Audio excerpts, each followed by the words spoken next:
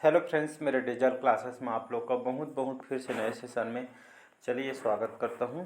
तो हम कंप्यूटर का सेशन चला रहे थे, पूरे डिटेल के साथ यहां पे पढ़ाया जा रहा है। जैसे यहां पे जो है डिटेल से पढ़ लेते हैं, उसके बाद जो है एमसीक्यू फॉर्म में जो है क्वेश्चन कवर कराया जाएगा।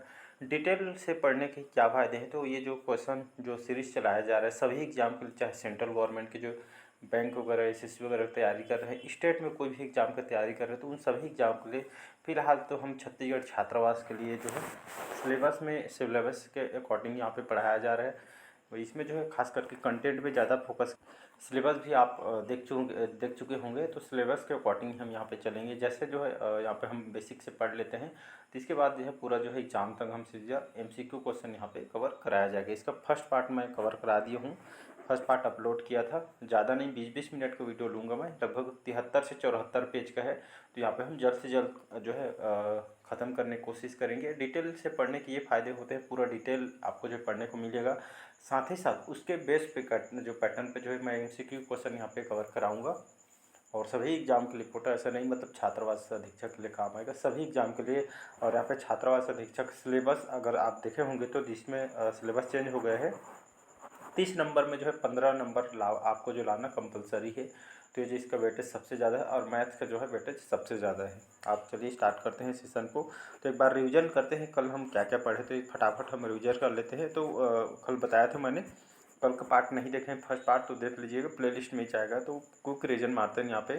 तो कंप्यूटर का जनक मैं बताया था, चार्ल्स बेबेज को कंप्यूटर के जनक कहा जाता है। इसके बाद जो है आधुनिक कंप्यूटर के बारे में पढ़े हैं। तो आधुनिक कंप्यूटर विज्ञान के जनक कौन है, तो एलन ट्यूरिंग, याद रखिए यहाँ पे कंफ्यूज नहीं हो जाएगा।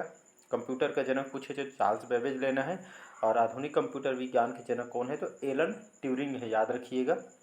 इसके बाद देखें, पहला non programmable electronic digital computer कौन है, तो ये आपका जो है एबीसी है। इसका फुल फॉर्म होता है अटाना साफ बेरी कंप्यूटर, इसका फुल फॉर्म होता है। इसके बाद देखे थे हम, पहला सामान्य प्रयोजन के लिए इलेक्ट्रॉनिक डिजिटल कंप्यूटर कौन है, तो आपका एनियक है। ये बहुत बार भी एग्जाम में क्वेश्चन पूछे, एनियक इसका फुल फॉर्म होता है इलेक्ट्रॉनिक न्यूमेरिकल इंटीग्रेटर और कैलकुलेटर, इसका फुल फॉर्म होता है। पहला माइक्रो प्रोसेसर कौन है, कई बार एग्जाम में पूछा गया है, तो इंटेल 4004 जो मॉडल है, ये पहला माइक्रो प्रोसेसर है। इंटेल के द्वारा इसको बनाया गया था 4000, ये पहला माइक्रो प्रोसेसर, याद रखिए। इसके बाद देखते हैं, पहला व्यावसायिक रूप से उपलब्ध कंप्यूटर कौन सा है, जो व्यवसाय के क्षेत्र में प्रयोग किया गया था, तो यूनिवर्सल ऑटोमेटिक जो कंप्यूटर है, ये जो है व्यावसायिक रूप से उपलब्ध कंप्यूटर है। तो ये जो इतना हम कल पढ़े हैं, तो साथ ही साथ रिवाइज ज़रूरी है, इसलिए यहाँ पे जो है रिवाइज किए हैं जितना हम पढ़ें इसको। तो यहाँ से जो है आप कोई भी एग्जाम को जो है मॉक टेस्ट लगा के देख सकते हैं, प्रीवियस सेशन क्वेश्चन भी सॉल्व करके देख सकते हैं। यहाँ पे जो डेफिनेट आपको जो है प्रॉफिट 100% होने वाली है। चलिए आप आगे बढ़ते हैं। इसके बाद देखें हम जो हमारा जो है कंप्यूटर के पीढ़ियों के बारे में देखें, तो कौन कौन से पीढ़ी में कौन कौन सा जो है कंप्यूटर कैसे कैसे विकास हुआ। अब जो लैपटॉप कैसे उसके मतलब जो हम जो यहाँ पे जो है कंप्यूटर की पीढ़ियाँ देखिए, पहला कंप्यूटर की पीढ़ी, इसमें जो पहली पीढ़ी की कंप्यूटर कब से कब तक है, उसमें क्या क्या विकास हुए, इस तरह के यहाँ पे हम देखेंगे। तो चलिए यहाँ पे देखेंगे, तो कंप्यूटर की जो पीढ़ियाँ, ये जो है कंप्यूटर की जो पहली पीढ़ी के कंप्यूटर कब से कब तक था, 1946 से 1959, याद रखिएगा। एग्जाम में डायरेक्ट क्वेश्चन पूछता है कि कंप्यूटर की पीढ़ियों में जो पहली पीढ़ी के कंप्यूटर कब से कब तक माना गया है, तो ये जो है ये डेट को याद रखिएगा। तो 1946 से 1959 जो है पहली जो है पीढ़ी के कंप्यूटर यहाँ पे जो है स्थापित किया गया था। तो इसमें जो पहली जो पीढ़ी के जो कंप्यूटर में, पहली पीढ़ी के कंप्यूटरों को यहाँ पे जो है इलेक्ट्रॉनिक कंपोनेंट, याद रखिए, इलेक्ट्रॉनिक जो कंपोनेंट के रूप में जो है वैक्यूम ट्यूब का उपयोग किया जाता था। याद रखिए, जो पहला जो पीढ़ी के जो कंप्यूटर में क्या क्या उपयोग किया था कंप्यूटर में, तो यहाँ पे देख सकते हैं, यहाँ पे जो है इलेक्ट्रॉनिक कंपोनेंट के रूप में वैक्यूम ट्यूब का यहाँ पे उपयोग किया जाता था। याद रख कि क्वेश्चन पूछा गया है कि जो वैक्यूम ट्यूब का जो है कौन सी पीढ़ी में कंप्यूटर का उपयोग किया गया था, तो पहली पीढ़ी में। याद रखिए, उन्होंने बहुत अधिक जो स्नान घेरते थे, मतलब बहुत बड़े जो कमरे का टाइप का जो है जगह इसमें लेता था। पहला तो वही कि जो कंप्यूटर बना था, ये जो स्थान घेरते थे, और मिली सेकंड में गणना सक्रिय जो है करते थे। याद रखिए, मिली सेकंड में गणना सक्रिय करता था पहली का जो है पीढ़ी के कंप्यूटर में, और मशीन लैंग्वेज का इसमें प्रयोग किया जाता है। याद रखिए, जो भी लैंग्वेज समझती है तो मशीन लैंग्वेज कंप्यूटर समझती है, मशीन लैंग्वेज का प्रयोग इसमें किया गया था पहली कंप्यूटर में। तो डाटा याद रखिए बहुत इंपॉर्टेंट है, जिसके उदाहरण है ये आपका जो है ईडीसेक, ईडीवेक, यूनिवेक और IBM 701 और IBM जो 650 ये जो है पहले पीढ़ी कंप्यूटर के एग्जाम्पल उदाहरण है, जिसको याद रखिएगा। इसके बाद देखते हैं हम दूसरी पीढ़ी के कंप्यूटर 1959 से 1965। तो दूसरी पीढ़ी के कंप्यूटर जो है इसमें जो है 1959 से 1965 तक में जो इसको विकास किया गया था। तो दूसरी पीढ़ी के कंप्यूटरों ने वैक्यूम ट्यूबों को ट्रांजिस्टर से प्रतिस्थापित किया था, मतलब चेंज किया था ट्रांजिस्टर से, फिर जो है इसको जो है वैक्यूम ट्यूब को ट्रांजिस्टर के रूप में जो है बदला गया था। इसमें जो है इनमें जो है असेंबली लैंग्वेज और ब्रांच प्रोसेसिंग ऑपरेटिंग सिस्टम का जो है इसमें जो है उपयोग किया जाता था। स्टोरेज के रूप में मैग्नेटिक कोर और मैग्नेटिक टेप का उपयोग किया जाता है। याद रखिए, स्टोरेज के रूप में जो है मैग्नेटिक कोर और मैग्नेटिक टेप का उपयोग इसमें किया जाता था। तो दूसरी पीढ़ी के जो कंप्यूटर की एग्जांपल कौन कौन सा, तो IBM 1620 होगा, IBM 7094, CDS 1604, CDC 3600, ये जो मॉडल है जो है दूसरी पीढ़ी के कंप्यूटर है, इसको याद रखिएगा। इसके बाद देखते हैं तीसरी पीढ़ी के तो चलिए जो तीसरी पीढ़ी के जो कंप्यूटर यहाँ पे देखेंगे, तो जिसका विकास कौन कौन से सन तक हुआ, तो 1965 से लेकर 1971 तक जो है तीसरी पीढ़ी के कंप्यूटर का विकास किया गया था। तीसरी पीढ़ी के कंप्यूटरों ने ट्रांजिस्टर को इंटीग्रेटेड सर्किट, जिसको ICS बोलते हैं शॉर्टकट में इंग्लिश में, तो जो है इंटीग्रेटेड सर्किट में इसको जो है स्थापित कर दिया गया था। ये नैनो सेकेंड में, याद रखिएगा, नैनो सेकेंड में गणना सक्रिय कर, मतलब जो है एकदम नैनो सेकेंड, मतलब बहुत ही कम समय में यहाँ पे जो गणना सक्रिय करते थे, कैलकुलेशन करता था। इसमें जो है Fortran, COBOL, pascal, algo 68 basic जैसे हाई लेवल लैंग्वेज के प्रयोग किया जाता था। इस पीढ़ी में remote processing, time sharing, multi programming operating system का उपयोग किया जाता है। जो भी विकास हुआ है कंप्यूटर में, तो यहाँ से आप देख सकते हैं यहाँ पे जो है सबसे ज़्यादा विकास तीसरी पीढ़ी के कंप्यूटर में हुआ था, जिसमें आपका remote processing, time sharing, time वगैरह आपको जो देखने को यहाँ पे मिलती थी। जो है प्रोग्रामिंग ऑपरेटिंग सिस्टम का जो उपयोग तीसरी पीढ़ी के कंप्यूटर में विकास हुआ था, जिसके ये एग्जाम में डायरेक्ट क्वेश्चन पूछते कि जो हाई लेवल के लैंग्वेज का जो है उदाहरण कौन कौन सा है, तो एक तो है फोर्ट्रान, कोबोल, पास्कल और एल्गो 68 जो है बेसिक से हाई लेवल लैंग्वेज का जो है प्रयोग किया था तीसरी पीढ़ी के कंप्यूटर में। बार बार यहाँ से क्वेश्चन डेफिनेटली पूछा जाता है, आप कोई भी क्वेश्चन पेपर उठा के देख सकते हैं मॉक टेस्ट लगा के। तो ये एग्जाम्पल है, इसको देख लीजिएगा। तो IBM 360 सीरीज, हनीवेल 6000 सीरीज, आपका जो है PDP IBM 360 और 168 जो है आपका जो है तीसरी पीढ़ी के कंप्यूटर के उदाहरण है, एग्जाम्पल है, तो इसको याद रखिएगा। चलिए अब देखते हैं अगला, चौथी पीढ़ी के कंप्यूटर 1971 से लेकर 1980, ये डेट को याद रखिएगा, भूलिएगा मत। चौथी पीढ़ी के कंप्यूटर 1971 से लेकर 1980 तक विकास, इसमें जो कौन कौन से विकास किया गया था, तो चौथी पीढ़ी के कंप्यूटरों में वेरी लार्ज स्केल इंटीग्रेटेड, जिसको VLSI बोलते हैं, तो इसका फुल फॉर्म होती है very large scale integrated. Exam में यही क्वेश्चन पूछ दे, कहीं से भी क्वेश्चन उठा पूछ सकते हैं VLSI का फुल फॉर्म क्या होता है, तो याद रखिए वेरी लार्ज स्केल इंटीग्रेटेड इसका फुल फॉर्म होता है। चौथी पीढ़ी कंप्यूटर में इसको जो है इस सर्किट का जो है उपयोग किया गया था, तो ये सर्किट है, याद रखिए इस सर्किट का उपयोग किया जाता था चौथी पीढ़ी के कंप्यूटर में। सेमीकंडक्टर डिवाइस का उपयोग प्राइमरी मेमोरी के रूप में जो है किया जाता था। अब मैग्नेटिक डिस्क का उपयोग जो है जो सेकेंडरी स्टोरेज के रूप में किया जाता था, किया गया है चौथी पीढ़ी के कंप्यूटर में। और समस्या जो है उन्मुख चौथी पीढ़ी के लैंग्वेज, जिससे 4GL का उपयोग इसमें जो है किया जाता था। मल्टी प्रोसेसिंग और मल्टी प्रोग्रामिंग ऑपरेटिंग सिस्टम का जो है उपयोग किया जाता था, किसमें किया जाता था, चौथी पीढ़ी के कंप्यूटर में। तो सबसे ज़्यादा लैंग्वेज वगैरह जो विकास जो हुआ था आपके चौथी पीढ़ी के कंप्यूटर में हुआ था 1971 से लेकर 1980 तक, ये जो है चौथी पीढ़ी के कंप्यूटर में विकास हुआ था।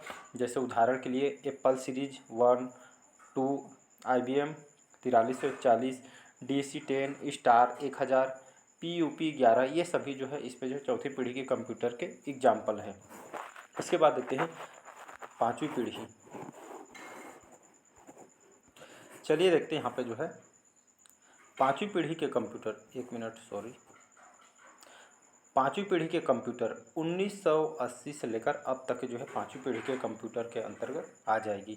तो पांचवी पीढ़ी के कंप्यूटर जिसमें अल्ट्रा लार्ज स्केल इंटीग्रेटेड, जिसको ULSI बोलते हैं, इसका फुल फॉर्म होता है ULSI का अल्ट्रा लार्ज स्केल इंटीग्रेटेड होते हैं। तो फुल फॉर्म से क्वेश्चन 1 से 2 क्वेश्चन आएगा। तो पांचवी पीढ़ी में जो है इसका उपयोग किया करते थे। इस चिप का ये जो एक तरह का चिप है, तो जो है इसका उपयोग किया करते थे, जिसमें एक चिप पर लाखों कंपोनेंट होते हैं। ये विकास के चरण में है और कृत्रिम बुद्धि पर आधारित है। ये कंप्यूटर नेचुरल लैंग्वेज भाषा इनपुट का भी इसमें जो है जवाब दे सकते थे। बायोचिप को याद रखिएगा क्या चीज़, बायोचिप को मेमोरी डिवाइस के रूप में उपयोग किया जाएगा।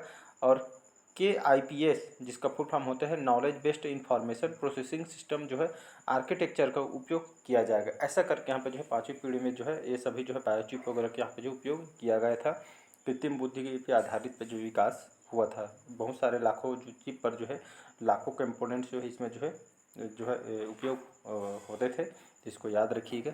इसके बाद देखते हैं हम कंप्यूटर के प्रकार। ये जिसका उदाहरण देख लेते हैं तो पाँचवीं पीढ़ी के कंप्यूटर की एग्जांपल में देखेंगे तो आपका जो है रोबोट, सुपर कंप्यूटर। तो सुपर कंप्यूटर कब विकास हुआ है तो पाँचवीं पीढ़ी के कंप्यूटर में जो है सुपर कंप्यूटर और रोबोट का उपयोग यहाँ पे हुआ था, इसका एग्जाम्पल है। तो इस तरह में जो है पाँचवीं पीढ़ी में रोबोट जैसे सुपर कंप्यूटर जैसे कंप्यूटर का विकास जो है इसमें ये जो है इसमें जो है प्रचलन में आई थी। इसके बाद देखते हैं कंप्यूटर के प्रकार।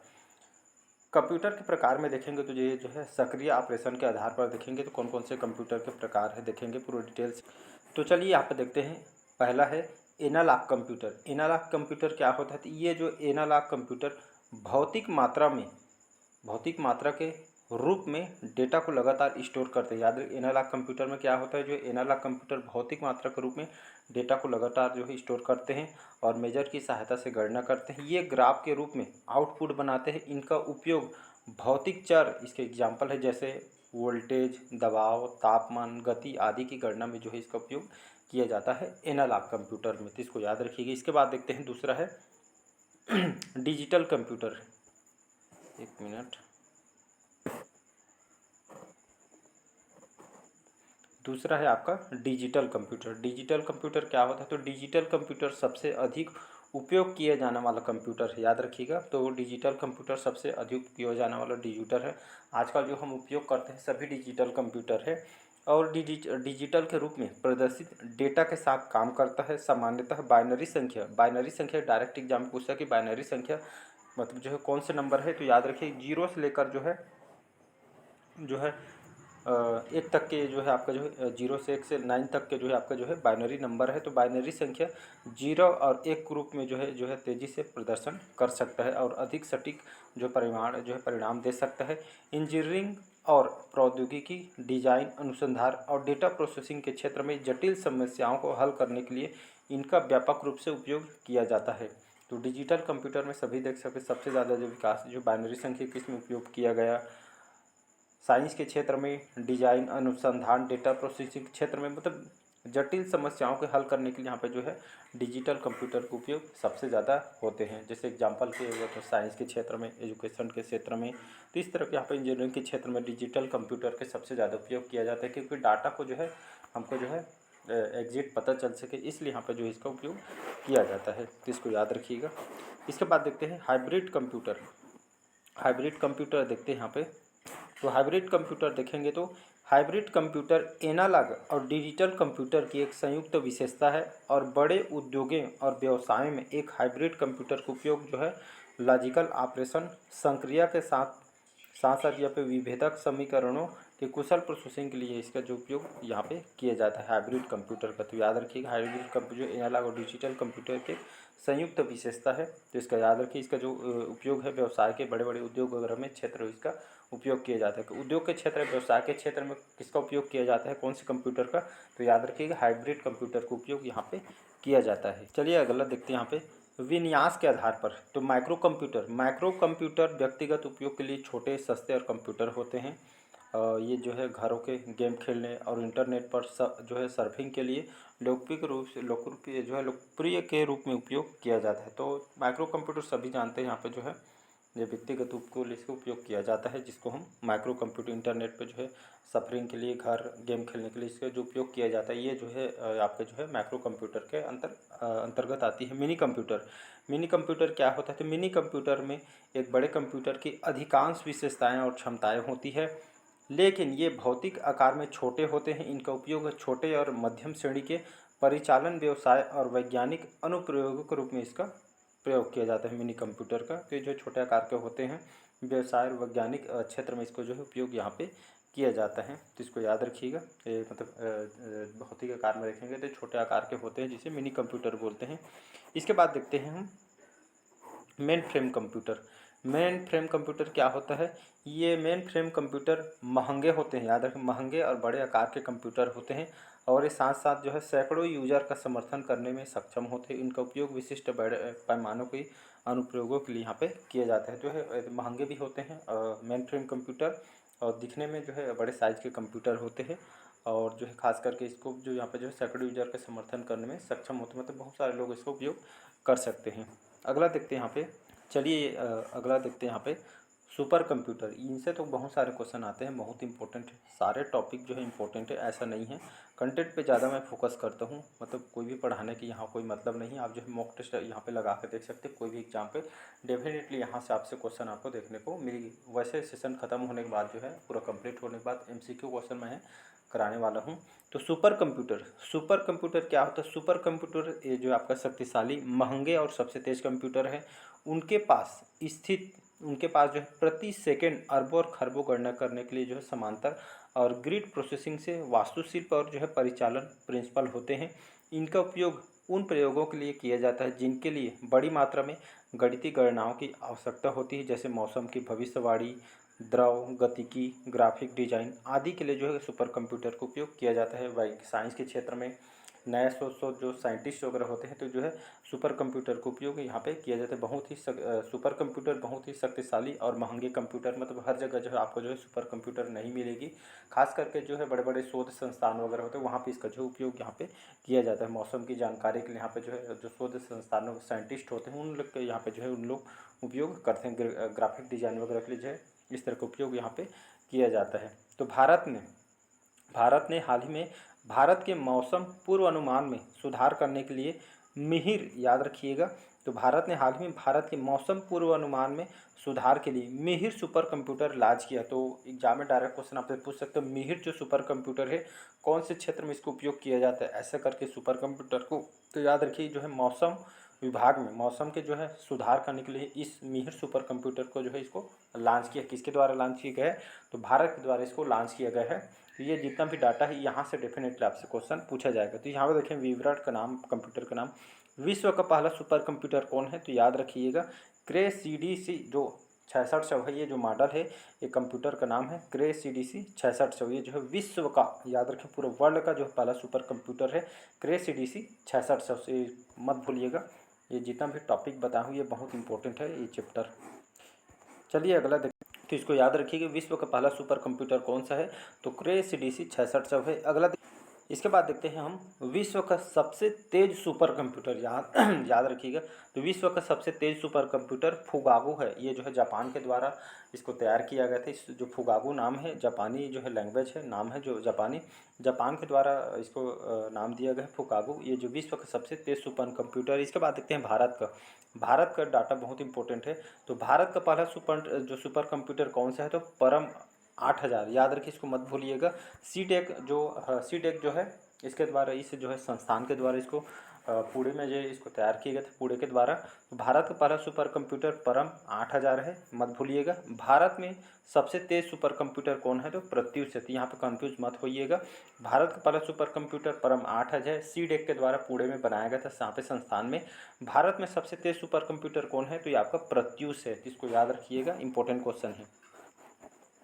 चलिए अगला देखते हैं यहाँ पे उपयोगिता के आधार पर। तो सामान्य प्रयोजन वाले कंप्यूटर, एक सामान्य प्रयोजन वाला कंप्यूटर कई तरह के जो संक्रियाएं कर सकता है।